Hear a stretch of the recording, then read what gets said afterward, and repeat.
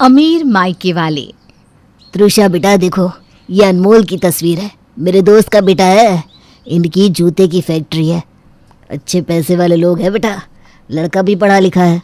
मुझे तो रिश्ता बहुत जच रहा है, तू भी एक बार देख ले बेटा, फिर बात आगे बढ़ाते हैं। पापा, ये अनमोल चाहे जितने भी रुपए कमाता हो, मुझे उससे शादी नहीं करनी। अरे ये क्या बात हुई बेटा, शादी क्यों नहीं करनी? आज नहीं तो कल शादी तो सभी को करनी पड़ती है, और किसी अनजान लड़के से शादी करने से तो अच्छा है ना कि तू मेरी जान पहचान वाले देखे समझे हुए लड़के से शादी करे। अरे बेटा मेरी गारंटी है, शर्मा जी के घर जाएगी ना तो हमेशा खुश रहेगी। अरे पलकों पर बिठा कर रखेंगे तुझे, वो इतना बड़ा घर है, नौकर चाकर है, और उनका बेटा भी बहुत संस्कारी है, वो बिगड़ैल अमीर लड़कों की तरह नहीं है। पापा आप क्यों नहीं समझते, मुझे शादी नहीं करनी है। अरे लेकिन क्यों नहीं करनी, वही तो मैं भी जानना चाहता हूँ ना। 24 साल की हो गई तुम, मुझे तो अपना फर्ज निभाना ही है ना बेटा। मैं भी चाहता हूँ कि मैं समय से एक अच्छे लड़के के हाथों में तेरा हाथ दे दूँ, ताकि मैं भी निश्चिंत होकर इस दुनिया से जाऊँ। पापा हमेशा जवान तो नहीं रहेंगे ना बेटा, जो तुम्हारी देखभाल करने के लिए तुम्हारे आसपास रह सके। इसलिए माँ बाप का फर्ज बनता है कि अपने बच्चों को एक जीवन साथी देकर दुनिया से जाए। ये क्या लगा रखा है पापा आपने, कहीं नहीं जा रहे हो आप, इतने बूढ़े भी नहीं हो गए हो, और मेरी भी कौन सी उम्र निकली जा रही है, अभी तो सिर्फ 24 साल की हूँ मैं। गुप्ता जी के लायक समझाने पर भी तृषा किसी तरह से शादी के लिए मान ही नहीं रही थी। बेटी के मुंह से बगावत के सुर सुनने के बाद उन्हें दाल में कुछ काला नजर आ रहा था, इसलिए उन्होंने अब अपनी बेटी पर नजर रखना शुरू कर दिया। मेरी बात ध्यान से सुनो, ये लो कुछ पैसे रखो, और हाँ अपनी आँख नाक और कान सब खुला रखना। देखो तृषा कहाँ जाती है, किससे मिलती है, अगर कुछ भी दिखाई या सुनाई दे तो तुरंत मुझे बताना, समझ गए ना? नहीं सर जी, आप मुझसे क्या करने के लिए कह रहे हैं? मैं मैडम के साथ ऐसा नहीं कर सकता। मैडम से ज़्यादा तुम मेरे वफादार हो, तुम्हें सैलरी मैडम नहीं मैं देता हूँ, और मैं कोई गलत काम तो नहीं करवा रहा हूँ। अरे अपनी बेटी की चिंता है मुझे पता तो होना चाहिए ना कि वो कहीं किसी गलत इंसान के साथ तो नहीं समय बिता रही। तुम्हारे भी बच्चे होंगे, क्या तुम नहीं चाहोगे कि तुम्हारी बेटी किसी अच्छे आदमी के साथ शादी करे? ठीक है सर, मैं ध्यान रखूँगा, और अगर मुझे कुछ भी दिखाई दिया तो आपको तुरंत बताऊँगा। सुनो, इस होटल के सामने गाड़ी रोक दो और यहीं पर वेट करो, मैं थोड़ी देर में आती हूँ। ठीक है मैडम। ड्राइवर को रेस्टोरेंट के बाहर खड़ा करके तृषा अंदर चली जाती है। सर ने कहा था कि मैं तृषा बीबी पर नज़र रखूं। अंदर जाकर देखता हूं कि तृषा मैडम किससे मिलने गई है। ड्राइवर छिपकर तृषा को देखने लगता है। अरे तृषा बीबी तो किसी लड़के के साथ बैठी हुई है। दोनों के बातचीत करने के तरीके से ऐसा लग रहा है कि दोनों सिर्फ दोस्त तो नहीं है, बात कुछ और ही है। लड़के का पहनावा तो कुछ साधारण सा लग रहा है। कुछ देर बाद तृषा उस लड़की के साथ रेस्टोरेंट से बाहर आती है और वो लड़का एक रिक्शा में बैठकर वहां से चला जाता है। लड़की के जाने के बाद, चलो ड्राइवर, गाड़ी सीधा घर की ओर ले लो। शाम को। साहब आपने तृषा मैडम पर नज़र रखने के लिए कहा था ना, एक बात बतानी है आपको। आज तृषा मैडम एक लड़के से मिलने के लिए डिसेंट रेस्टोरेंट गई थी। वहाँ पर एक लड़का था जिसके साथ बैठकर उन्होंने लगभग 1 घंटा बात की। उसके बाद वापस गाड़ी में बैठकर वो घर आ गई। लेकिन एक बात थोड़ी खटक रही है कि वो लड़का ना ऑटो में बैठकर आया था और ऑटो रिक्शा से ही वहाँ से चला गया। दिखने में भी बड़ा साधारण सा लग रहा था, मैडम की बराबरी का तो बिल्कुल नहीं लग रहा था। ठीक है, तुम आगे भी नज़र रखना, देखो ये उस लड़के से बार बार मिलती है या नहीं, और मैं पता लगाता हूँ कि वो लड़का कौन है। कुछ दिन बाद। सर तृषा मैडम लगभग हर रोज़ इस लड़के से मिलती है। आप पता लगाने की कोशिश करिए कि आखिर वो लड़का कौन है। मुझे तो देखने से कोई गरीब घर का लड़का नज़र आता है। ड्राइवर की बात सुनकर अब तो गुप्ता जी के होश उड़ गए थे। क्या? मेरी करोड़ों की प्रॉपर्टी, बिजनेस, बैंक बैलेंस छोड़कर ये लड़की एक गरीब लड़के के साथ अपना घर बसाना चाहती है। इसीलिए मेरे दिखाए हुए करोड़पति लड़कों के रिश्ते ये एक के बाद एक ठुकरा रही है। कुछ ना कुछ तो करना ही पड़ेगा। और फिर गुप्ता जी अपनी बेटी से ही पूछ लेती हैं। तृषा, कौन है वो लड़का जिससे तुम रोज मिल रही हो? सच सच बताओ, झूठ बोलने की कोशिश मत करना, मैं सब पता लगा चुका हूँ। पापा, जब आपको सब कुछ पता चल ही गया है तो आप मुझसे क्या जानना चाहते हैं? कौन है वो लड़का, कहाँ रहता है, उसके माँ बाप क्या करते हैं, सब बताओ। पापा उस लड़के का नाम रवि है। पास के ही जीडीए फ्लैट्स में किराए पर रहता है और गवर्नमेंट जॉब की तैयारी कर रहा है। उसके पापा एक गवर्नमेंट ऑफिस में क्लर्क है और वो मेरे साथ कॉलेज में ही पढ़ता था। कॉलेज के समय से हमारी दोस्ती है। और हाँ पापा, वो सिर्फ मेरा दोस्त नहीं है, मैं उसी से शादी करना चाहती हूँ। आप मेरे सामने करोड़पति अरबपति लड़कों की लाइन भी लगा दोगे ना, तब भी मैं सिर्फ और सिर्फ रवि से ही शादी करूँगी। तुम्हारा दिमाग तो खराब नहीं है? एक मामूली क्लर्क के बेटे के साथ शादी करोगी तुम? अरे क्या मिलेगा उससे शादी करके तुम्हें? आखिर है क्या उसके पास? एक ढंग की गाड़ी भी नहीं होगी। और तुम्हें मैंने ये लग्जरी गाड़ी दे रखी है, ड्राइवर दे रखा है, महीने के 30 दिन में 30 तरह के कपड़े पहनती हो, 100 तरह के जूते चप्पल होंगे तुम्हारे पास। क्या ऐसी जिंदगी दे पाएगा वो कभी तुम्हें? बेवकूफ़ी मत करो त्रिशा, और जिससे मैं कह रहा हूँ ना, उस लड़के से शादी कर लो। इन हवाई बातों से जिंदगी नहीं चला करती। जिंदगी को सुकून से जीना चाहती हो तो एक अच्छे सटल लड़के से शादी कर लो, ना कि उस भिखारी से। वो भिखारी नहीं है पापा, आप इस तरह से रवि की इंसल्ट नहीं कर सकते। और मैंने कहा ना आपको, मुझे आपका ये सोने का महल नहीं चाहिए। मुझे रवि से ही शादी करनी है। मैं उससे प्यार करती हूँ, वो मुझे समझता है, मैं उसे समझती हूँ। और मैं सब जानती हूँ पापा कि उसके पास क्या है, उसकी कितनी हैसियत है। मैं मैनेज कर लूँगी, आप चिंता छोड़ दो। लगता है ये लड़की ऐसे नहीं मानेगी। अब मुझे कुछ और ही करना पड़ेगा। अच्छा ठीक है, मैं उस लड़के से मिलकर तय करूंगा कि वो तुझसे शादी के लायक है या नहीं है।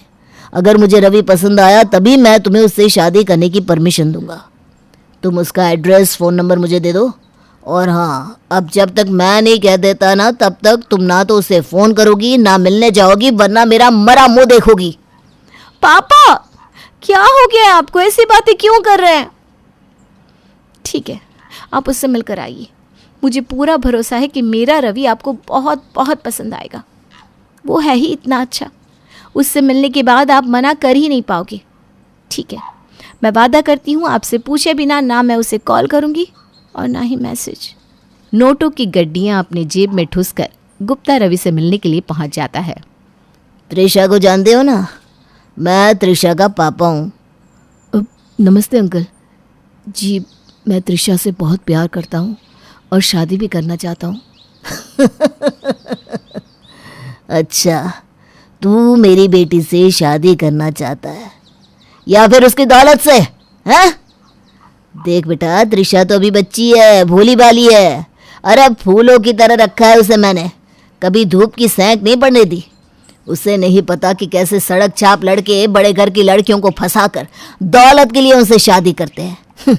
उसने अभी दुनिया देखी ही कहाँ है। आप कहना क्या चाहते हैं अंकल? मैं उन लड़कों में से नहीं हूँ जो दौलत के लिए अमीर घर की लड़कियों को फांसते हैं। मैं सच में त्रिशा से प्यार करता हूँ और मुझे आपकी दौलत नहीं चाहिए। मुझे इस बात से कोई फ़र्क नहीं पड़ता कि आपके पास कितने रुपए हैं। मैं अगर त्रिशा से शादी करूँगा तो उसको मेरे हिसाब से मेरे घर में रहना होगा। जितना मैं कमाऊँगा उतने में ही गुजारा करना सीखना होगा। मुझे आपसे कुछ नहीं चाहिए। ये सब बड़ी बड़ी बातें ना बेटा फिल्मों और किताबों में अच्छी लगती है, लेकिन वास्तविक जीवन में इससे दुनिया नहीं चलती। अरे 4 दिन जब वो तुम्हारे साथ रहेगी ना, आटे दाल का भाव समझ में आ जाएगा। कभी गाड़ी से नीचे पैर भी नहीं रखा उसने। अब तुम बताओ, तुम्हारी हैसियत क्या है? क्या दे पाओगे उसे तुम अगर मैं अपना हाथ उसके सर पर से हटा लूँ तो? बताओ कैसी ज़िंदगी होगी उसकी? मैं प्राइवेट कंपनी में जॉब करता हूँ अंकल, इतना तो कमा ही लेता हूँ कि अपना घर चला सकूँ। देखो बच्चे, मैं जानता हूँ ये सारा खेल इन्हीं पैसों के लिए रचा गया है। ये पैसे ले लो और त्रिशा की ज़िंदगी से चले जाओ। अगर तुम्हें कम लग रहा है तो मैं और पैसे देने के लिए भी तैयार हूँ, लेकिन मेरी बेटी की ज़िंदगी से दफ़ा हो जाओ। आपकी ये दौलत आपको मुबारक अंकल। मैंने कहा ना, मेरे पिता ने मुझे ऐसे संस्कार दिए हैं कि मैं किसी की खैरात नहीं लेता। चलता हूँ मैं। पैसे गुप्ता को वापस देकर रवि वहाँ से चला जाता है। रात के समय। पापा, आप मिले थे ना रवि से? बताइए ना कैसा लगा आपको? मुझे पूरा यकीन है कि आपको अच्छा ही लगा होगा। बेटा, उस रवि के बारे में तुम बात ना करो तो ही अच्छा होगा। मैं नहीं चाहता कि तुम्हारा दिल दुखे। आपके कहने का मतलब क्या है पापा? बताइए ना क्या हुआ? आपने मुझे कसम दी है, इसलिए मैंने रवि को कोई कॉल या मैसेज नहीं किया। लेकिन आप तो कम से कम पहलियाँ मत बुझाइए, मुझे सच सच बताइए कि क्या हुआ। बेटा, मैं तेरे कहने पर रवि की परीक्षा लेने गया था, लेकिन मुझे बड़े दुख के साथ कहना पड़ रहा है कि तेरा रवि मेरी परीक्षा में फेल हो गया। पापा, आप साफ साफ क्यों नहीं कहते कि आखिर क्या हुआ? मैं 5 लाख लेकर रवि से मिलने गया था। जब मैंने 5 लाख देकर उससे कहा कि मेरी बेटी की ज़िंदगी से निकल जाए, तो वो खुशी खुशी रुपए लेकर तेरी ज़िंदगी से जाने के लिए तैयार हो गया। अब वो कभी तुझे कॉल नहीं करेगा, क्योंकि वो यहाँ से हमेशा के लिए चला गया है। ऐसा नहीं हो सकता पापा, मेरा रवि ऐसा नहीं कर सकता। मुझे पता था बेटा, तू मेरी बातों पर इतनी आसानी से यकीन नहीं करेगी, इसीलिए तो मैं ये तस्वीर भी लेकर आया हूँ। ये देख, इन तस्वीरों में रवि ने अपने हाथ में रुपये पकड़े हैं कि नहीं? अब तो तुझे यकीन हो गया ना कि तेरा पापा सच कह रहा है। मैं अभी फ़ोन करके पूछती हूँ रवि से, वो मेरे साथ इतना बड़ा धोखा कैसे कर सकता है? नहीं बेटा, मैंने तुझे कहा ना, ऐसे धोखेबाज लड़के से बात करने की तुझे कोई ज़रूरत नहीं है। मैं तेरे लिए दुनिया का सबसे अच्छा लड़का खोज कर लाऊंगा बेटा। मेरी बेटी तो राज करेगी, राज। अरे वो लड़का तेरे लायक कभी था ही नहीं। नहीं, मेरा मन नहीं मान रहा पापा, मेरा रवि मेरे साथ कभी धोखा नहीं कर सकता। ठीक है, तो उसका फ़ोन मिलाकर अपने कानों से सुन ले। त्रिशा बार बार रवि का फ़ोन मिलाती है, लेकिन उसका number out of coverage area आता रहता है। रवि का तो फ़ोन ही नहीं लग रहा है। पापा, ऐसा कैसे हो सकता है? बिना कुछ कहे, बिना कुछ बताए ऐसा अचानक अपना फ़ोन ऑफ करके कैसे जा सकता है वो? मैं कल ही उसके घर जाकर उससे मिलूंगी और पूछूंगी उसने मेरे साथ ऐसा क्यों किया। क्या उसे सिर्फ पैसे ही चाहिए थे, मेरा प्यार नहीं? त्रिशा अगले दिन रवि के घर पहुंचती है तो देखती है दरवाजे पर ताला लगा हुआ है। अरे बेटा, रवि से मिलने आई हो क्या? जी अंकल, कहाँ चला गया रवि, और ये ताला क्यों लगा है? अरे बेटा, वो तो कल शाम को ही ये कमरा खाली करके चला गया। कहता था अब शायद ही लौट कर आएगा। मकान मालिक की बात सुनकर त्रिशा फूट फूट कर रोने लगती है। कुछ दिन बाद, बस बेटा बस, आखिर कब तक पागलों की तरह उसका फ़ोन मिलाती रहेगी, हैं? गुप्ता जी त्रिशा का फ़ोन लेकर उसका सिम तोड़कर डस्टबिन में फेंक देते हैं। बेटा, अगर कोई तुम्हारे लिए दरवाज़ा बंद कर लेना, तो ये बात याद रखना कि कुंडी दरवाजे के दोनों तरफ होती है। अरे वो क्या अपना नंबर बंद करेगा? आज के बाद चाहकर भी वो तुझे कॉल नहीं कर पाएगा। बस अब खत्म कर ये सब। कुछ दिन तक रोने पीटने के बाद आखिर त्रिशा थोड़ी सामान्य हो गई थी।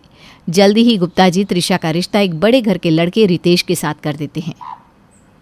क्या बात है त्रिशा, तुम इतनी बुझी बुझी सी क्यों रहती हो? अब तो हमारी सगाई भी हो गई है, अब तो कम से कम थोड़ी सहज होकर बातें कर सकती हो। देखो रितेश, मुझे ये सब पसंद नहीं है। साथ में घूमना फिरना, फ़ोन पर बातें करना मुझे अच्छा नहीं लगता। तुम इस शादी से खुश तो हो ना? कहीं तुमसे ज़ोर ज़बरदस्ती से तो शादी नहीं करवा रहे? नहीं नहीं, कोई ज़ोर ज़बरदस्ती नहीं है। तुम्हें पापा ने पसंद किया है, पापा की खुशी में ही मेरी खुशी है। अगर तुम्हारी शादी तुम्हारी पसंद से हो रही है, तो तुम्हें देखकर ऐसा क्यों नहीं लगता कि तुम इस शादी से खुश हो? तुम्हारे चेहरे पर मैंने आज तक कभी भी खुशी महसूस नहीं की। ऐसी बातें मन से निकाल दो, ऐसी कोई बात नहीं है। अच्छा, तुम क्या चाहती हो बताओ? मुझे पसंद तो नहीं है, लेकिन तुम्हारी खुशी के लिए मैं चलने के लिए तैयार हूँ। नहीं त्रिशा, मैं इंतज़ार करूँगा। जब तुम वाकई मेरे साथ चलना चाहोगी तभी हम जाएंगे। एक बात और, पापा की खुशी अपनी जगह है, लेकिन इस शादी में सबसे पहले तुम्हारी खुशी का होना ज़रूरी है। तुम्हारे मन में अगर कोई भी बात हो तो तुम मुझसे कह सकती हो। मंगेतर से पहले मुझे अपना दोस्त समझना त्रिशा। मुझे समझने के लिए थैंक यू। ऐसी कोई बात नहीं है रितेश, मैं ठीक हूँ। अब तो शादी में कुछ ही दिन बचे हैं, बस तैयारी में लगी हूँ, तुम भी तैयारी करो। शादी वाले दिन जयमाला के समय, त्रिशा, इससे पहले कि हमारी शादी हो जाए, मैं तुम्हें किसी से मिलवाना चाहता हूँ। किससे मिलवाना चाहते हो रितेश? अपने एक दोस्त से। वो तुम्हें कुछ बताना चाहता है। शायद उसकी बातें सुनने के बाद तुम्हें इस शादी से ऐतराज़ हो। तुम कहना क्या चाहते हो? मैं समझ नहीं पा रही हूँ। कौन दोस्त? और वो ऐसा क्या कह देगा कि मैं आपसे शादी तोड़ दूंगी? रितेश अपने दोस्त को आवाज लगाकर बुला लेता है। रवि, तुम अब यहाँ क्या करने आए हो? मेरी खुशियां बर्दाश्त नहीं हुई ना तुमसे? मेरी शादी के दिन यहाँ पर तमाशा करने आ गए? तुम मुझे गलत समझ रही हो त्रिशा। मैं तमाशा क्यों करूँगा?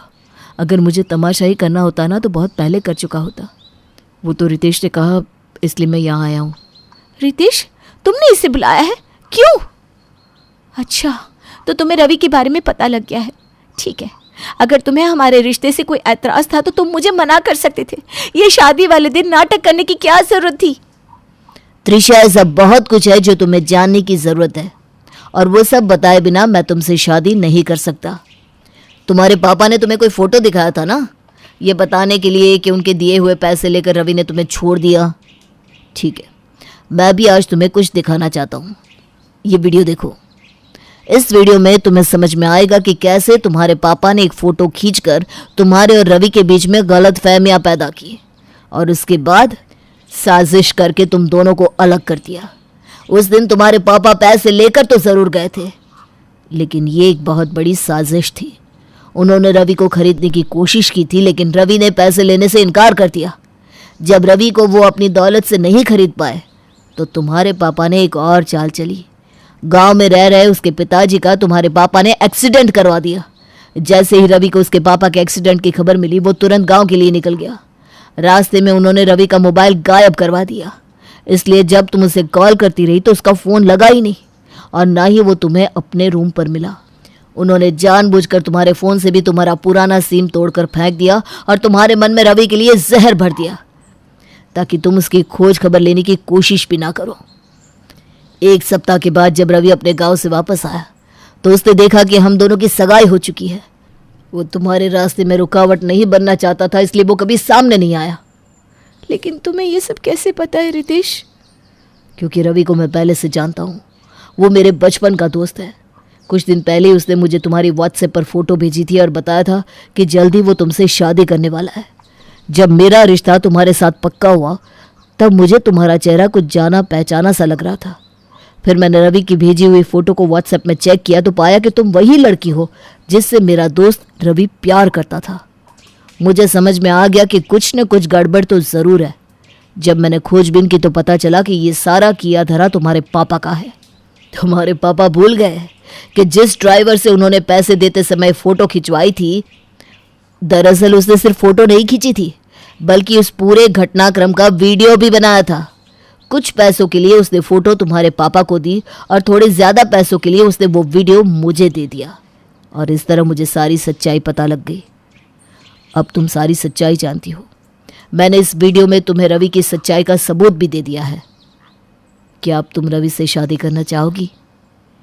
क्या? लेकिन हमारी शादी? अरे मैं इतना भी बुरा नहीं हूँ कि दोस्त की प्रेमिका से शादी करूँ। रितेश की बात सुनकर त्रिशा मुस्कुरा देती है। इस मंडप में त्रिशा की शादी होती है, लेकिन इस बार दूल्हा रितेश नहीं बल्कि रवि था।